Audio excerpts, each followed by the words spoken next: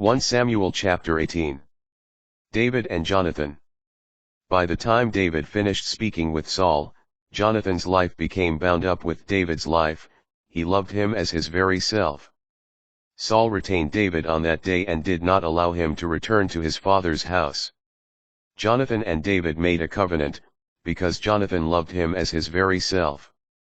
Jonathan took off the cloak he was wearing and handed it over to David, along with his military dress, even his sword, bow, and belt. David then carried out successfully every mission on which Saul sent him. So Saul put him in charge of his soldiers. This met with the approval of the whole army, even Saul's officers. Saul's jealousy. At the approach of Saul and David, on David's return after striking down the Philistine, women came out from all the cities of Israel to meet Saul the king, singing and dancing, with tambourines, joyful songs, and stringed instruments. The women played and sang.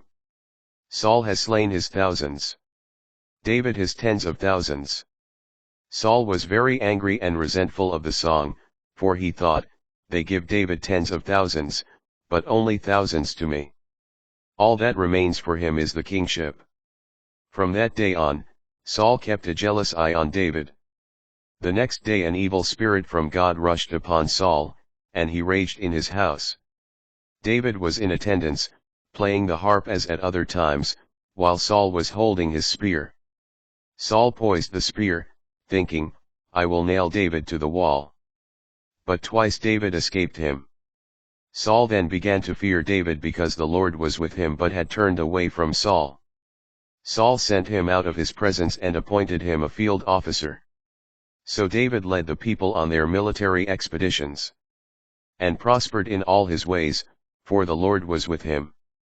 Seeing how he prospered, Saul feared David. But all Israel and Judah loved David, since he led them on their expeditions. Saul plots against David. Saul said to David, Look, I will give you my older daughter, Merab, in marriage if you become my warrior and fight the battles of the Lord. Saul thought, I will not lay a hand on him. Let the hand of the Philistines strike him. But David answered Saul, Who am I? And who are my kindred or my father's clan in Israel that I should become the king's son-in-law? But when the time came for Saul's daughter Merab to be given to David, she was given as wife to Adriel the Meholathite instead. Now Saul's daughter Michal loved David. When this was reported to Saul, he was pleased. He thought, I will offer her to him as a trap, so that the hand of the Philistines may strike him. So for the second time Saul said to David, You shall become my son-in-law today. Saul then ordered his servants, Speak to David privately and say, The king favors you, and all his officers love you. You should become son-in-law to the king. But when Saul's servants mentioned this to David, he said, Is becoming the king's son-in-law a trivial matter in your eyes? I am poor and insignificant. When his servants reported David's answer to him, Saul commanded them, Say this to David, The king desires no other price for the bride than the foreskins of 100 Philistines, that he may thus take vengeance on his enemies. Saul intended to have David fall into the hands of the Philistines. When the servants reported this offer to David, he was pleased with the prospect of becoming the king's son-in-law. Before the year was up, David arose and went with his men and slew 200 Philistines. He brought back their foreskins and counted them out before the king that he might become the king's son-in-law. So Saul gave him his daughter Michal as wife.